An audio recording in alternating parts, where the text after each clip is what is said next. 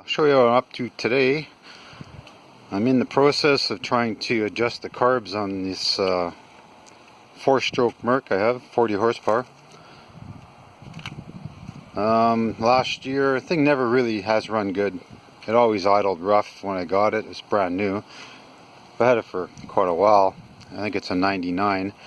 It's been sitting a lot, so last year I tried adjusting the carbs without a tool, without this tool, and I just made it worse. So I went and purchased this. It's a carbtune Pro. It was about 160 bucks Canadian. So it was either buy the tool or take it in to a shop, and I hate to pay someone else to do stuff that I might be able to do. So they probably would have charged at least an hour and a half, 2 hours labor, and you know, if that wasn't the problem, just the carb sink didn't fix it, then they'd want to take the carbs apart, and then you're looking at probably $800 bill. So I thought I'd give it a try, and I thought I'd show you how it goes. I've never used this carbtune before, so I'll set it up and see how it goes. Okay, so here we go. Let's see how it starts.